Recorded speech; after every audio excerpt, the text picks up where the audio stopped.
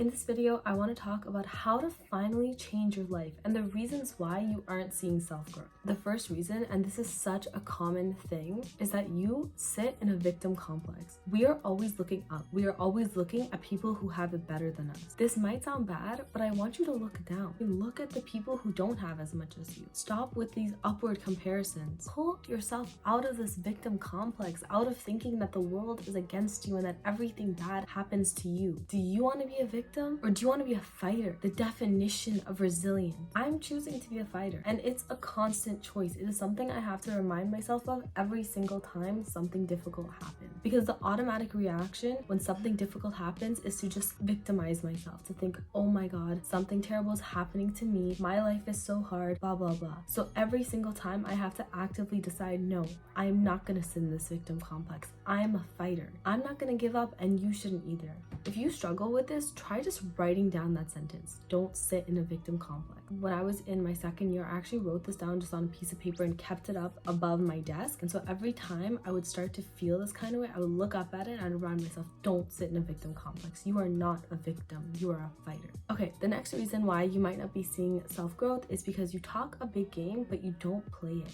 If you talk a big game, but you don't play it, what are you doing? Why are you even talking about these things if you're not going to act on them? I have been guilty of this so many times where I come up with these big ideas and these plans and I write them down and I journal about them and I tell my mom about them, and then nothing comes of it. This is why a lot of us aren't seeing self-growth. It's because we have these plans, we have these ideas, but without execution, ideas are nothing. All right, this reason is probably the biggest reason why you aren't seeing change and why you aren't seeing growth. It's that you don't believe in yourself. That is such a simple thing. It's such a simple thing, but it is the biggest thing. And I actually have a whole video where I talk about this idea and I talk about the psychology behind it, so I'll link that somewhere here. I think that some of the things I said in that video are the most important things that I will ever share. The next thing you might be doing wrong is that you set these large overarching goals instead of setting specific tasks and specific goals that you can track.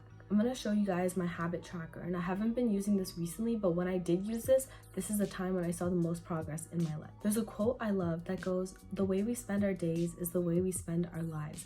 And I heard this quote and it struck me.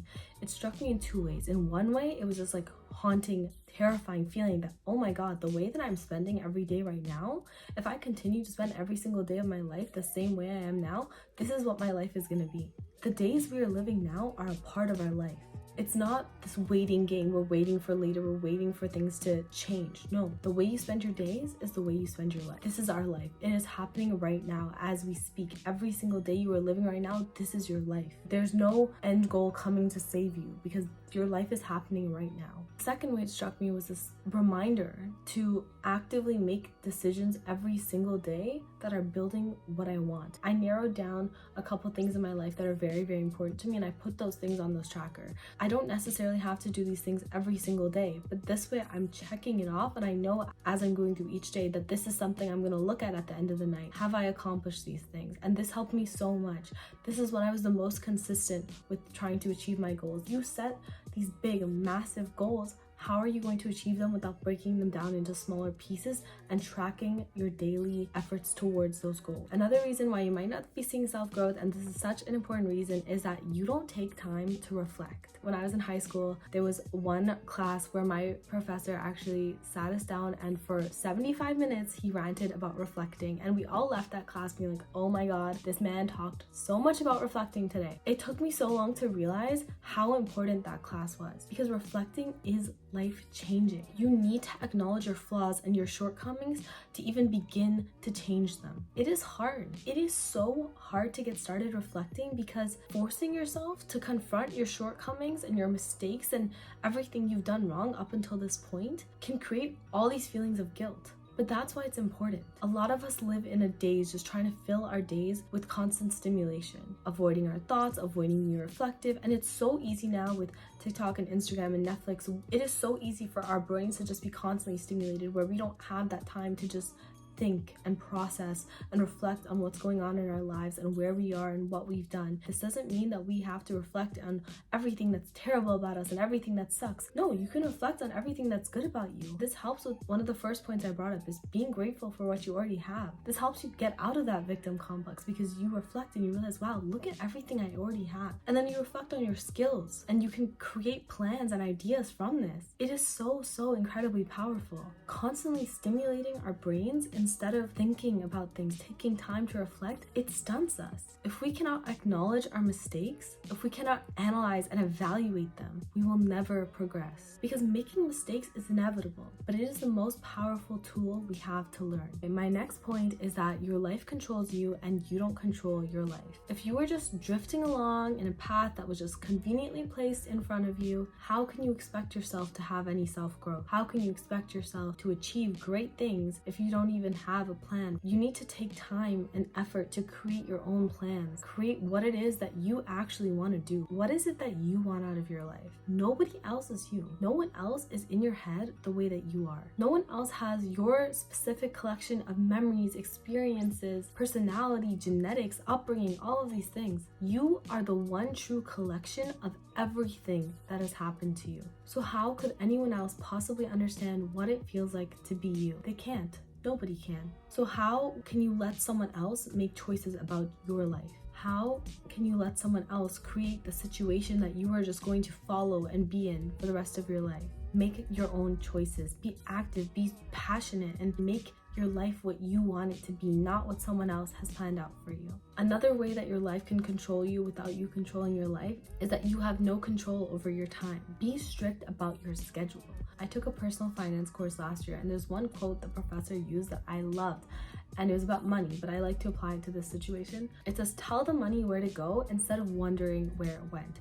And I think the same idea applies so well to time. Tell your time where to go instead of sitting back and saying, oh my God, where did the time go? How did all this time pass? No, schedule your time, plan out your days. Obviously, be careful with this. You don't want to go to extremes. While I'm sitting here and telling you all this stuff about self-growth and development, that's not all there is to life, right? We need to make sacrifices and we need to find that balance. So when I'm saying tell your time where to go instead of wondering where it went, I mean, have a general schedule, have a general idea of when you're doing things, plan them out. And this doesn't mean just planning productive things. Another reason why you might not be seeing self-growth or changes is because you give up before you even fail. So let's say you have an exam 3 days from now and you realize, oh my God, I'm so behind on studying, I'm gonna fail this exam. Those next 3 days are useless. You shouldn't even bother studying at that point. If you've told yourself you were gonna fail that exam, you're gonna fail that exam. No, it doesn't matter. It doesn't matter that you wasted all this time. It's too late to regret that now. Now you do the best that you can within those 3 days to do the best that you can on that exam. You don't sit there and think, oh my God, I messed up, I can't change anything, it's out of my hands now, because then you will fail. Then you're telling yourself that you're done. You're telling yourself you have lost this opportunity. You're telling yourself that you have already failed this exam. You're gonna fail this exam. I feel like I've said this in a video before. It's feeling very familiar to me, but it's such an important idea. We have to believe in ourselves. Even if we've already messed up and made all these mistakes, you have to convince yourself that you have a chance. Because if you believe you can do something, the likelihood that you're going to do it is so much higher than if you tell yourself you're done, that there's no opportunity, that there's no option for growth. I also just want to say, I'm not sitting here again like on this high horse telling you that you suck and you're making all these mistakes and you need to be better. No, I'm sitting here telling you that these are the things that I've done in the past, and when I stop these things, my life has become so much better. Again, like, progress isn't linear. Just because I've done these things in the past doesn't mean I don't have to actively keeping myself on this cycle, keep pushing myself to follow these things, because of course I'm gonna fall off here and there. That's just life. But then you have to remind yourself and you have to get back on and keep going. Thank you guys so much for watching. Please leave a like, leave a comment. I love to read your comments because it tells me a lot about what kind of content you guys like to see, what you're liking from me, what I'm doing well, what I'm not doing so well. Always looking for feedback so I can improve. And yeah, thank you guys. I hope you have a great day. Bye.